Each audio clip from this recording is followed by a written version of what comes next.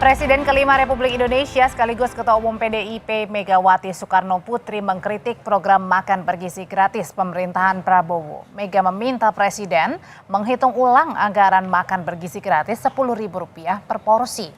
Megawati menegaskan ia setuju dengan program makan bergizi gratis. Namun, ia menilai anggaran per porsi yang ditetapkan tak cukup. Menurut Mega, harga Rp10.000 tak rasional di tengah harga bahan pokok naik. Mega meminta Presiden Prabowo menghitung ulang harga per porsi makan bergizi gratis.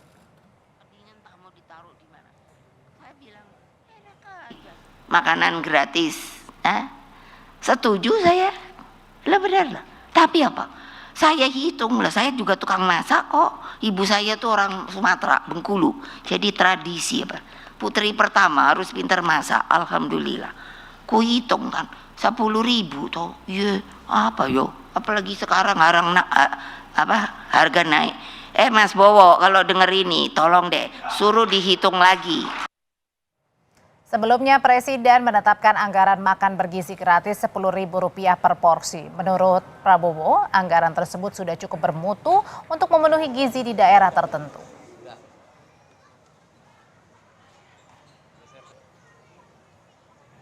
Kalau kita rinci program bergizi ini nanti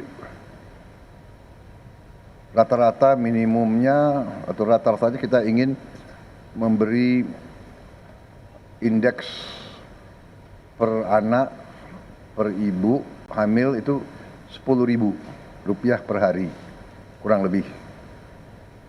Kita ingin 15.000 tapi kondisi anggaran mungkin 10.000 kita hitung untuk daerah-daerah itu cukup bermutu dan bergizi. Menteri Keuangan Sri Mulyani menegaskan pemerintah akan berhati-hati terkait kebijakan kenaikan PPN 12%. Hal ini merujuk pada wacana kenaikan PPN 12% untuk barang mewah. Menkyu Sri Mulyani menyebut pemerintah akan tetap konsisten menjalankan asas keadilan dan aspirasi masyarakat. Menkyu juga menekankan kebutuhan pokok tidak dipungut PPN 12% tahun depan. Saya ulangi lagi ya, barang-barang yang tidak terkena PPN tadi tetap akan dipertahankan, namun sekarang juga ada wacana aspirasi adalah PPN 12%, naik ke 12 itu hanya untuk barang-barang yang dianggap mewah yang dikonsumsi oleh mereka-mereka yang mampu. Nah, kami akan konsisten untuk azas keadilan itu akan diterapkan. Karena ini menyangkut pelaksanaan undang-undang di satu sisi, tapi juga dari sisi azas keadilan, aspirasi masyarakat, tapi juga keadaan ekonomi dan kesehatan APBN, kami harus mempersiapkan secara teliti dan hati-hati.